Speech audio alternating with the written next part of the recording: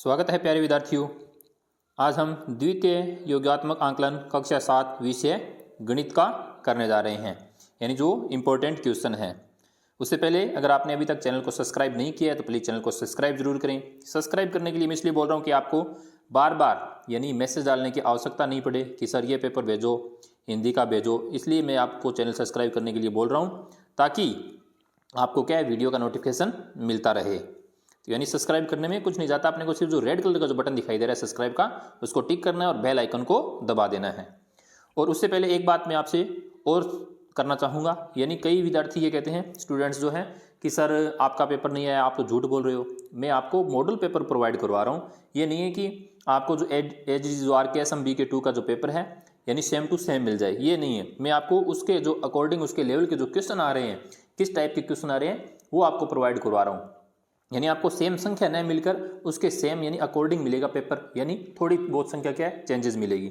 और आपको क्या है, मैं अच्छे से समझा रहा हूँ, तो आप इस गलतफहमी में न रहे कि सर झूठ बोल रहे हैं। तो करते हैं अपन स्टार्ट। पहला प्रश्न अपना, सबसे छोटी भिन्न पर सही का चिन्ह लगाएं। यानी सबसे छोटी भिन्न, यानी इससे क्या आपके क्लियर हो जाते हैं सवाल। सबसे छोटी भिन्न का मतलब क्या है, जैसे यहाँ लिखा है 5/9, 7/9, 6/9, 9/9।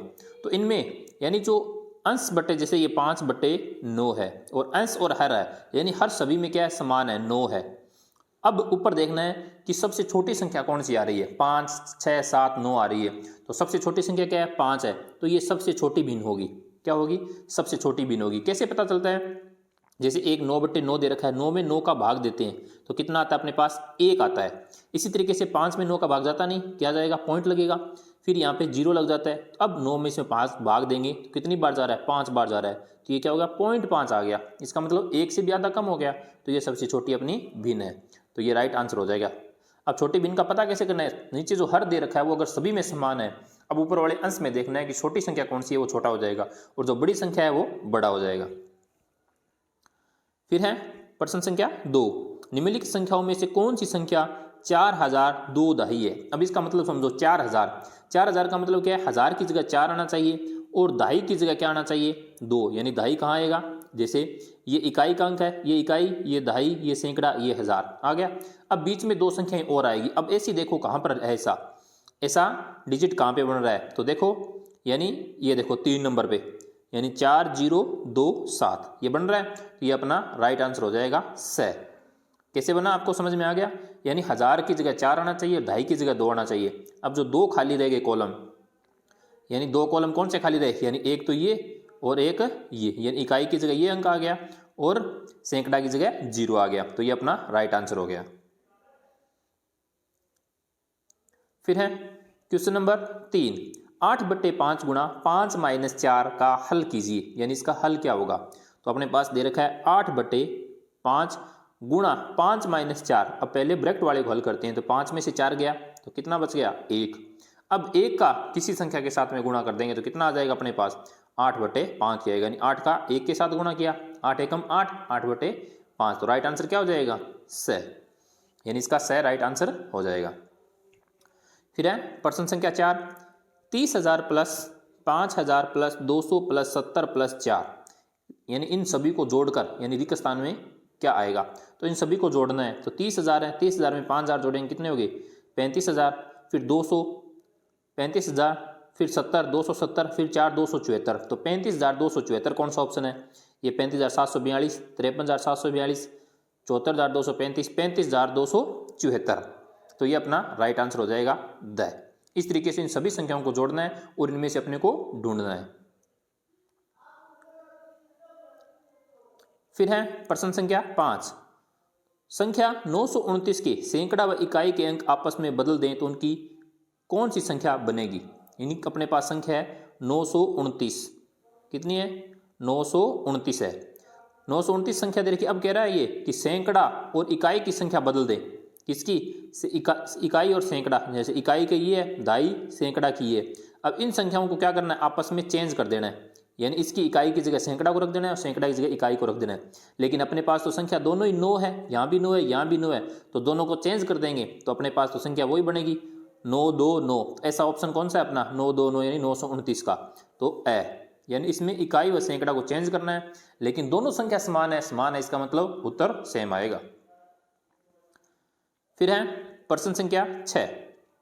महेश के पापा प्रतिदिन पार्क में सुबह 3 और शाम को 2 चक्कर लगाते हैं, तो माह जनवरी में कुल कितने चक्कर लगाएंगे? यानी सुबह 3 और शाम को 2 चक्कर लगाते हैं, यानी कुल कितने चक्कर लगाते हैं? 5। जनवरी माह में यानी पूरे महीने में जनवरी कितने दिन की होती है? 31 दिन की होती है, तो 5 को 31 से गुणा कर देंगे तो कितना आ जाएगा उत्तर? 155। तो राइट आंसर हो जाएगा अपना 155 यानी द। फिर है प्रश्न संख्या 7। -2/3 के समतुल्य भिन्न नहीं है। क्या देखना है? नहीं है देखना है, ऐसे नहीं कि अपन ने देखा -2/3 के समतुल्य भिन्न कौन सी है तो सीधा पहले उत्तर मिल गया -2/4, ऐसा नहीं करना है। यानी यहाँ पे लिखा है नहीं है कौन सी, जैसे -4/6 है, -6/9 भी है, -8/12 भी है, लेकिन यहाँ 4/6 है। 4/6 वैसे सही है, लेकिन यहाँ पे क्या होना चाहिए था? माइनस होना चाहिए, इसका मतलब ये संख्या नहीं है, तो ये आंसर हो जाएगा अपना स। फिर प्रश्न संख्या 8। यदि 1 दर्जन में 12 गिलास होते हैं तो 7 दर्जन में कुल कितने गिलास होंगे?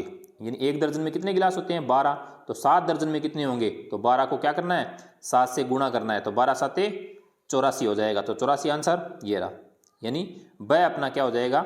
सही उत्तर हो जाएगा। फिर है प्रश्न संख्या 9।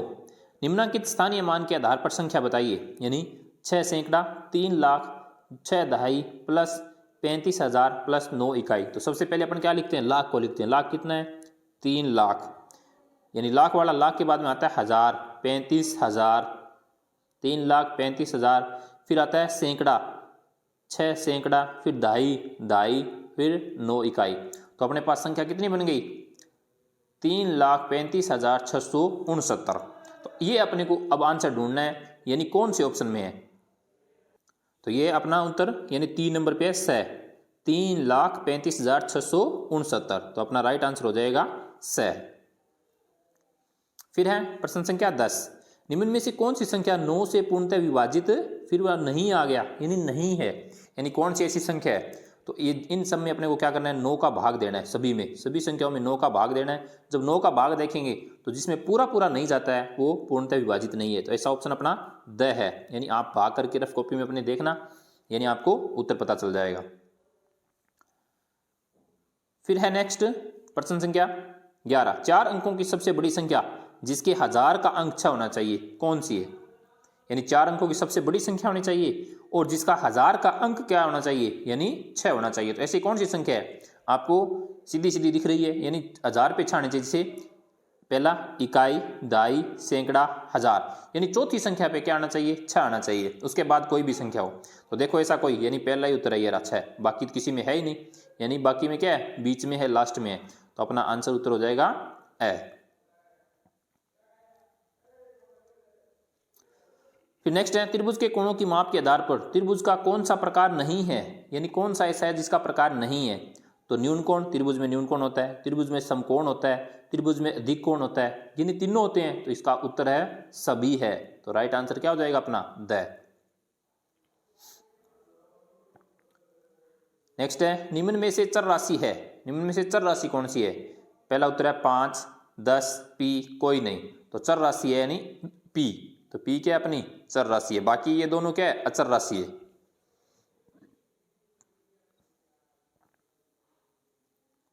अगला प्रश्न है दी गई संख्याओं में से 4 अंकों की सबसे बड़ी संख्या कौन सी है? यानी 4 अंकों की सबसे बड़ी संख्या कौन सी है, लेकिन अपने को नीचे शब्दों में दे रखा है, यानी इन शब्दों को पढ़कर देखना है। 1001, यानी पहली क्या आ रही है? 1001 आ रही है। दूसरी 9990, 9990। तीसरी है 1009, 1009। चौथी है 9999। तो पहली तो है 1001, दूसरी है 9990, तीसरी है 1009 और चौथी है 9999। तो इनमें 4 अंकों की सबसे बड़ी संख्या कौन सी है? 9999। तो अपना उत्तर क्या हो जाएगा? यानी द अपना राइट आंसर हो जाएगा।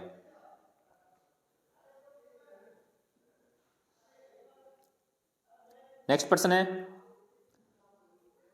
4 किलोग्राम में कितने ग्राम होते हैं, यानी 4 किलोग्राम में कितने ग्राम होते हैं।